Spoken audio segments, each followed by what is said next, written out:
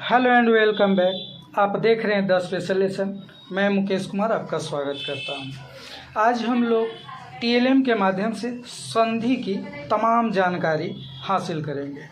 आप जानते हैं कि दो समीपवर्ती वर्णों के मेल से जो विकार उत्पन्न होता है उसको संधि कहते हैं। संधि तीन प्रकार के होते हैं: स्वर संधि, व्यंजन और विसर्ग संधि।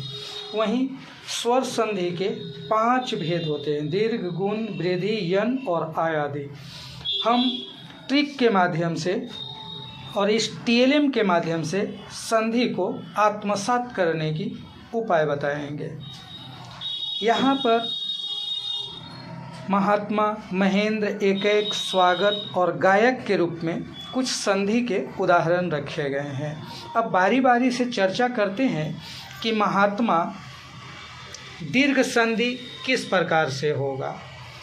तो जब भी कोई शब्द आपको दिखाई पड़े जिसमें बड़ी मात्रा, यानी बड़ी मात्रा के रूप में क्या आएगा, आ, दीर्घ ई और दीर्घ ओ, तो आप समझेंगे कि वह जो संधि है वह आपका दीर्घ संधि हुआ।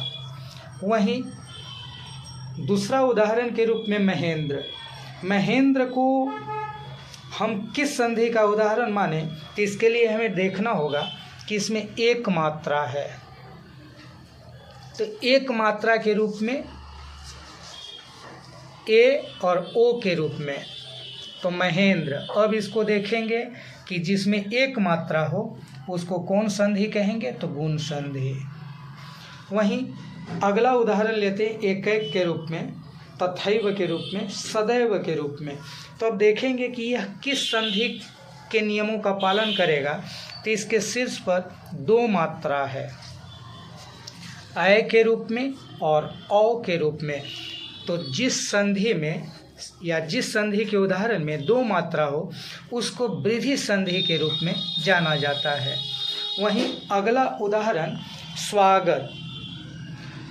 तो वैसे शब्द जिसमें आधा शब्द स्वागत इत्यादि आदि के रूप में आपको मिले तो उसे हम लोग यन संधि के रूप में जानते हैं। तो आप इस तरह से संधि को आत्मसात कर सकते हैं। वहीं गायक, पवन और पावक आदि शब्दों का जिक्र करें तो इस शब्द में एक खास चीज़ आपको नज़र आएगा, इसमें 3 अक्षर हैं और अधिकाधिक ऐसे उदाहरण मिलेंगे इस संधि के अंतर्गत जिसमें 3 अक्षर आपको मिलते हैं। तो आप समझ लीजिएगा कि अयादी संधि का उदाहरण है। यहाँ भी गिनेंगे तो 1, 2 और 3 अक्षर, यानी 3 अक्षर। तो आप इस ट्रिक के माध्यम से पकड़ सकते हैं कि गायक, पवन, नयन आदि जो 3 अक्षर वाले हैं वे अयादी संधि के उदाहरण हुए। ये ट्रिक इतना आसान है कि छोटे बच्चे भी बड़ी आसानी से सीख सकते हैं कि संधि क्या है। आइए कुछ उदाहरणों को बच्चों के सामने रख कर इसकी पुष्टि करके देखते हैं। बोर्ड पर संधि के कुछ उदाहरण हैं। आप दोनों को बताने का प्रयास करना है कि यह जो शब्द है किस संधि के अंतर्गत आएगा। सबसे पहले आप हमें बताइए संधि कितने प्रकार के हैं? 3। कौन कौन? स्वर संधि, व्यंजन संधि, विसर्ग संधि। बहुत सुंदर। स्वर संधि को कितने भागों में? 5। कौन कौन? दीर्घ संधि, यन संधि, वृद्धि संधि, गुण संधि, अयादी संधि। ठीक है। आप हमें बताइए भानुदय किस प्रकार का संधि है? भानुदय दीर्घ संधि। कैसे? उसमें 2 बड़ा मात्रा है। महात्मा कैसा संधि हुआ? दीर्घ संधि। कैसे? क्योंकि वो बड़ी मात्रा है। बड़ी मात्रा। बहुत सुंदर। रमेश किस तरह का संधि का उदाहरण है? गुण संधि। क्यों? उसमें 1 मात्रा है। बहुत सुंदर। क्या आप बता सकते हैं एक किस तरह का संधि है? Yes sir. कौन संधि? वृद्धि संधि। किस लिए? कैसे? इसमें 2 मात्रा लगा। 2 मात्रा का बोध हुआ।